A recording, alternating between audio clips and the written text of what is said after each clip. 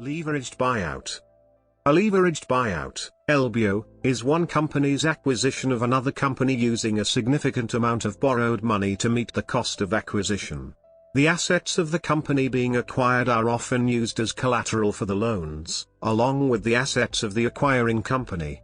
The use of debt, which normally has a lower cost of capital than equity, serves to reduce the overall cost of financing the acquisition. The cost of debt is lower because interest payments often reduce corporate income tax liability, whereas dividend payments normally do not. This reduced cost of financing allows greater gains to accrue to the equity, and, as a result, the debt serves as a lever to increase the returns to the equity. The term LBO is usually employed when a financial sponsor acquires a company. However, many corporate transactions are partially funded by bank debt, thus effectively also representing an LBO. LBOs can have many different forms such as management buyout, MBO, management buy-in, MBI, secondary buyout and tertiary buyout, among others, and can occur in growth situations, restructuring situations, and insolvencies. LBOs mostly occur in private companies, but can also be employed with public companies, in a so-called P2P transaction, public to private. As financial sponsors increase their returns by employing a very high leverage, i.e., a high ratio of debt to equity, they have an incentive to employ as much debt as possible to finance an acquisition. This has, in many cases, led to situations in which companies were over-leveraged, meaning that they did not generate sufficient cash flows to service their debt, which in turn led to insolvency or to debt-to-equity swaps in which the equity owners lose control over the business to the lenders. Characteristics: LBOs have become attractive as they usually represent a win-win situation for the financial sponsor and the banks. The financial sponsor can increase the rate of returns on its equity by employing the leverage. Banks can make substantially higher margins when supporting the financing of LBOs as compared to usual corporate lending, because the interest chargeable is that much higher. Banks can increase their likelihood of being repaid by obtaining collateral or security. The amount of debt that banks are willing to provide to support an LBO varies greatly and depends, among other things, on the quality of the asset to be acquired, including its cash flows, history, growth prospects, and hard assets, history, experience and equity supplied by the financial sponsor, and the overall economic environment.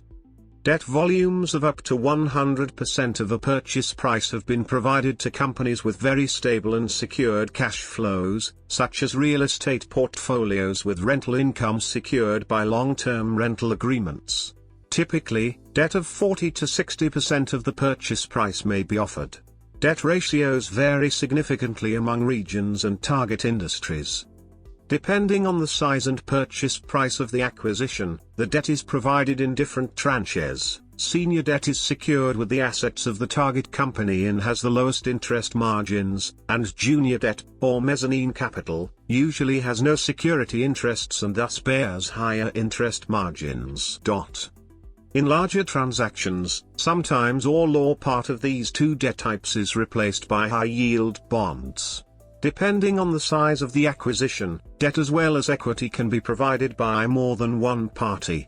In larger transactions, debt is often syndicated, meaning that the bank who arranges the credit sells all or part of the debt in pieces to other banks in an attempt to diversify and hence reduce its risk.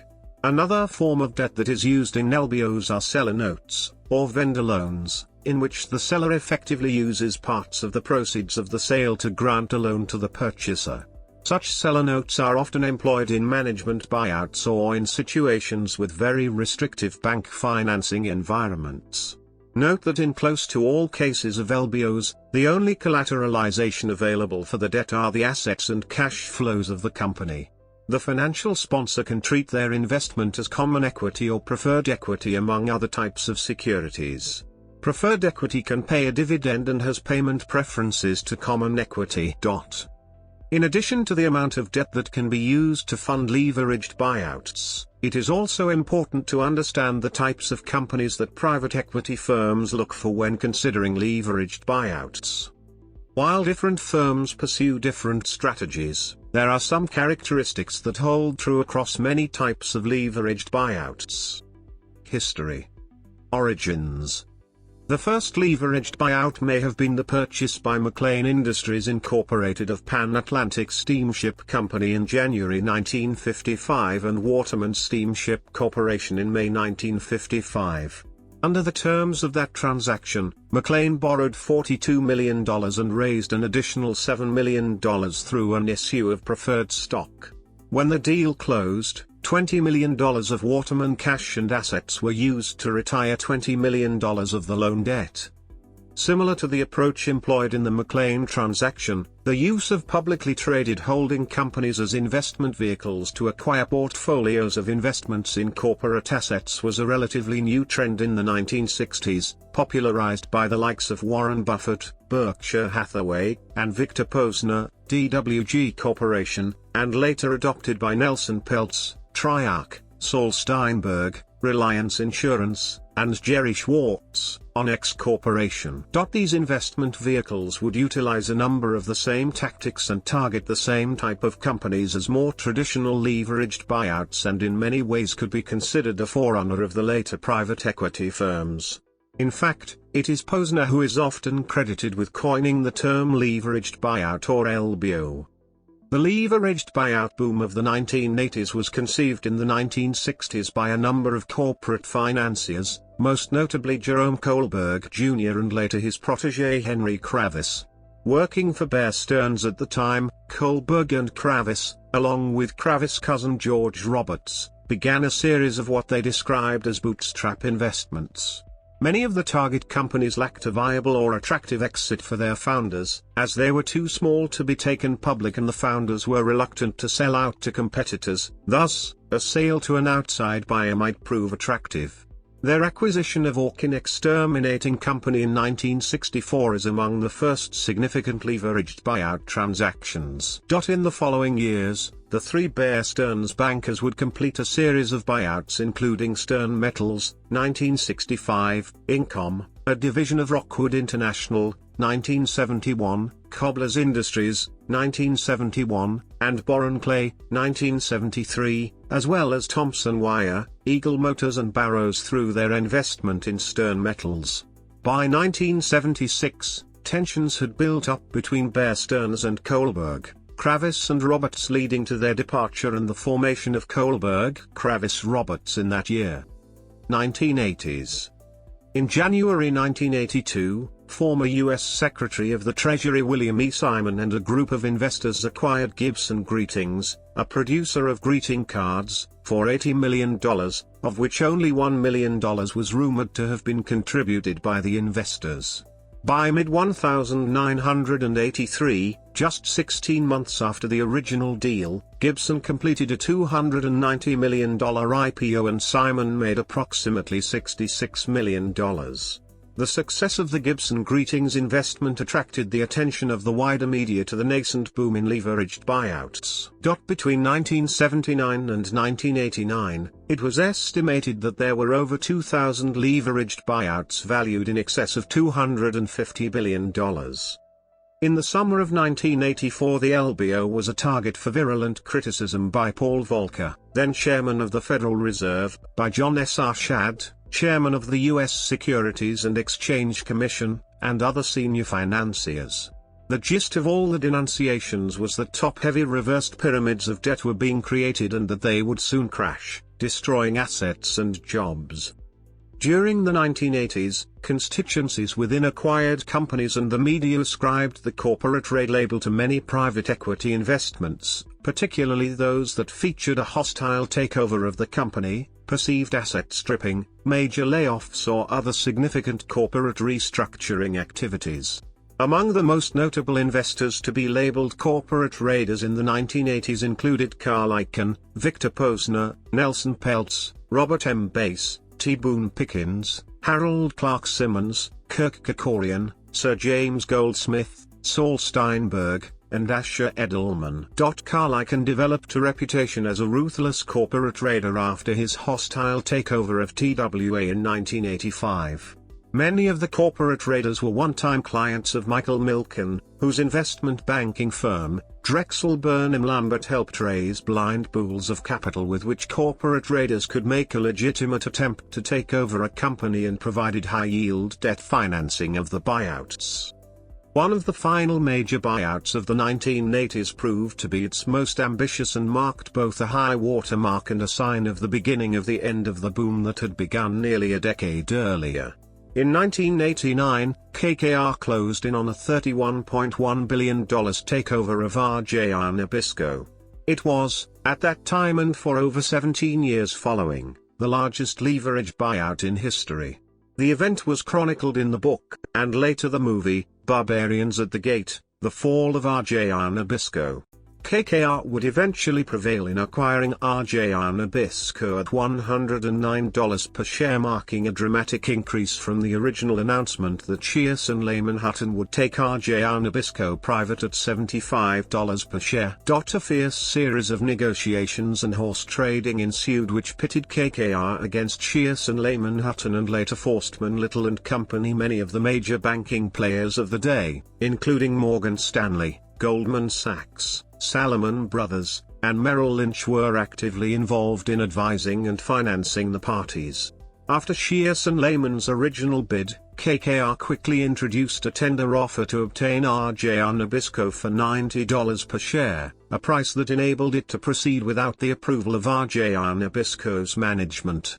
RJR's management team, working with Shearson Lehman and Salomon Brothers, submitted a bid of $112, a figure they felt certain would enable them to outflank any response by Kravis's team. KKR's final bid of $109, while a lower dollar figure, was ultimately accepted by the board of directors of RJR Nabisco. At $31.1 billion of transaction value, RJR Nabisco was the largest leveraged buyout in history until the 2007 buyout of TXU Energy by KKR and Texas Pacific Group. In 2006 and 2007, a number of leveraged buyout transactions were completed that for the first time surpassed the RJR Nabisco leveraged buyout in terms of nominal purchase price. However, adjusted for inflation, none of the leveraged buyouts of the 2006 to 2007 period surpassed RJR Nabisco. By the end of the 1980s, the excesses of the buyout market were beginning to show, with the bankruptcy of several large buyouts, including Robert Campo's 1988 buyout of Federated Department Stores, the 1986 buyout of the Revco Drug Stores, Walter Industries, Feb Trucking and Eaton Leonard. Additionally, the RJR Nabisco deal was showing signs of strain, leading to a recapitalization in 1990 that involved the contribution of $1.7 billion of new equity from KKR. Drexel Burnham Lambert was the investment bank most responsible for the boom in private equity during the 1980s due to its leadership in the issuance of high-yield debt. Drexel reached an agreement with the government in which it pleaded nolo contendere, no contest, to 6 felonies, 3 counts of stock parking and 3 counts of stock manipulation. It also agreed to pay a fine of $650 million, at the time, the largest fine ever levied under securities laws. Milken left the firm after his own indictment in March 1989. On February 13, 1990, after being advised by United States Secretary of the Treasury Nicholas F. Brady, the U.S. Securities and Exchange Commission, SEC, the New York Stock Exchange, and the Federal Reserve, Drexel Burnham Lambert officially filed for Chapter 11 bankruptcy protection. Age of the mega buyout. The combination of decreasing interest rates, loosening lending standards, and regulatory changes for publicly traded companies, specifically the Sarbanes-Oxley Act, would set the stage for the largest boom the private equity industry had seen. Marked by the buyout of Dex Media in 2002, large multi-billion-dollar U.S. buyouts could once again obtain significant high-yield debt financing from various banks and larger transactions could be completed. By 2004 and 2005, major buyouts were once again becoming common, including the acquisitions of Toys R Us, the Hertz Corporation, Metro-Goldwyn-Mayer and SunGard in 2005. As 2005 ended and 2006 began, new largest buyout records were set and surpassed several times, with 9 of the top 10 buyouts at the end of 2007 having been announced in an 18-month window from the beginning of 2006 through the middle of 2007. In 2006, private equity firms bought 654 U.S. companies for $375 billion, representing 18 times the level of transactions closed in 2003. Additionally, U.S.-based private equity firms raised $215.4 billion in investor commitments to 322 funds, surpassing the previous record set in 2000 by 22% and 33% higher than the 2005 fundraising total the following year. Despite the onset of turmoil in the credit markets in the summer, saw yet another record year of fundraising with $302 billion of investor commitments to 415 funds among the mega buyouts completed during the 2006 to 2007 boom were EQ Office, HCA, Alliance Boots and TXU. In July 2007, turmoil that had been affecting the mortgage markets spilled over into the leveraged finance and high-yield debt markets. The markets had been highly robust during the first 6 months of 2007, with highly issuer-friendly developments including pick and pick toggle, interest is payable in kind, and covenant-like debt widely available to finance large leveraged buyouts. July and August saw a notable slowdown in issuance levels in the high-yield and leveraged loan markets, with only few issuers accessing the market.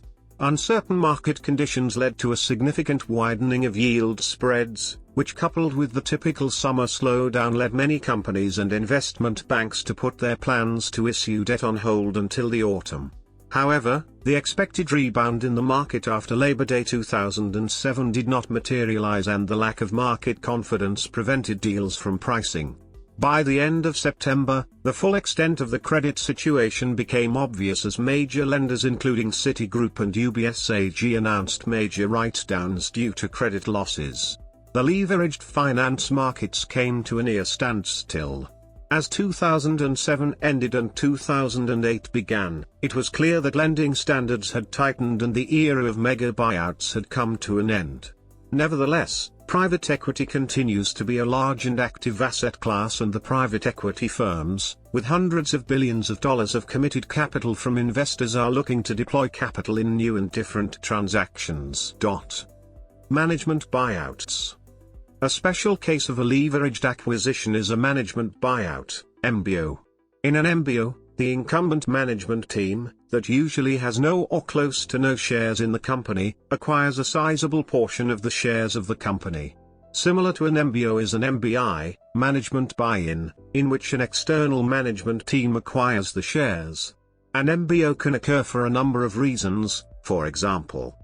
In most situations, the management team does not have enough money to fund the equity needed for the acquisition, to be combined with bank debt to constitute the purchase price, so that management teams work together with financial sponsors to part finance the acquisition. For the management team, the negotiation of the deal with the financial sponsor, i.e., who gets how many shares of the company, is a key value creation lever. Financial sponsors are often sympathetic to MBOs, as in these cases they are assured that management believes in the future of the company and has an interest in value creation, as opposed to being solely employed by the company. There are no clear guidelines as to how big a share the management team must own after the acquisition in order to qualify as an MBO, as opposed to a normal leveraged buyout in which the management invests together with the financial sponsor. However, in the usual use of the term, an MBO is a situation in which the management team initiates and actively pushes the acquisition. MBO situations lead management teams often into a dilemma as they face a conflict of interest, being interested in a low purchase price personally while at the same time being employed by the owners who obviously have an interest in a high purchase price. Owners usually react to this situation by offering a deal fee to the management team if a certain price threshold is reached. Financial sponsors usually react to this again by offering to compensate the management team for a lost deal fee if the purchase price is low. Another mechanisms to handle this problem are earn-outs, purchase price being contingent on reaching certain future profitabilities. There probably are just as many successful MBOs as there are unsuccessful ones.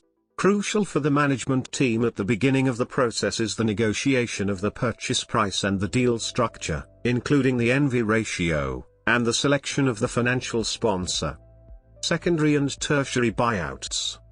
A secondary buyout is a form of leveraged buyout where both the buyer and the seller are private equity firms or financial sponsors, i.e., a leveraged buyout of a company that was acquired through a leveraged buyout. A secondary buyout will often provide a clean break for the selling private equity firms and its limited partner investors.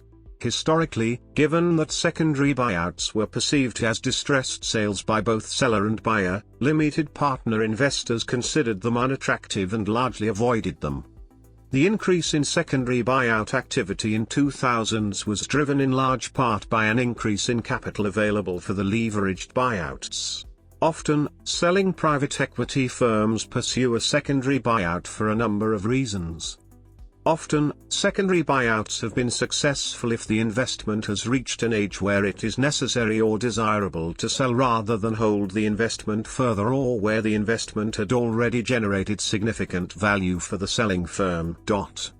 Secondary buyouts differ from secondaries or secondary market purchases, which typically involve the acquisition of portfolios of private equity assets, including limited partnership stakes and direct investments in corporate securities. If a company that was acquired in a secondary buyout gets sold to another financial sponsor, the resulting transaction is called a tertiary buyout. Failures. Some LBOs before 2000 have resulted in corporate bankruptcy, such as Robert Camper's 1988 buyout of Federated Department Stores and the 1986 buyout of the Revco drug stores. Many LBOs of the boom period 2005 to 2007 were also financed with too high a debt burden. The failure of the Federated buyout was a result of excessive debt financing, comprising about 97% of the total consideration, which led to large interest payments that exceeded the company's operating cash flow. Often, instead of declaring insolvency, the company negotiates a debt restructuring with its lenders. The financial restructuring might entail that the equity owners inject some more money in the company and the lenders waive parts of their claims. In other situations, the lenders inject new money and assume the equity of the company, with the present equity owners losing their shares and investment. The operations of the company are not affected by the financial restructuring. Nonetheless, the financial restructuring requires significant management attention and may lead to customers losing faith in the company. The inability to repay debt in an LBO can be caused by initial overpricing of the target firm and/or its assets. Over-optimistic forecasts of the revenues of the target company may also lead to financial distress after acquisition. Some courts have found that in certain situations, LBO debt constitutes a fraudulent transfer under U.S. insolvency law if it is determined to be the cause of the acquired firm's failure.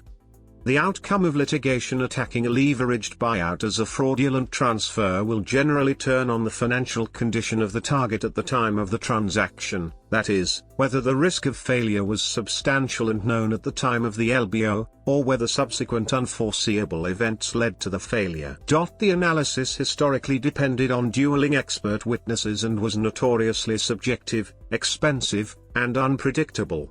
However, courts are increasingly turning toward more objective, market-based measures. In addition, the bankruptcy code includes a so-called safe harbor provision, preventing bankruptcy trustees from recovering settlement payments to the bought-out shareholders. In 2009, the U.S. Court of Appeals for the Sixth Circuit held that such settlement payments could not be avoided, irrespective of whether they occurred in an LBO of a public or private company. To the extent that public shareholders are protected, insiders and secured lenders become the primary targets of fraudulent transfer actions. Banks have reacted to failed LBOs by requiring a lower debt-to-equity ratio, thus increasing the skin in the game for the financial sponsor and reducing the debt burden.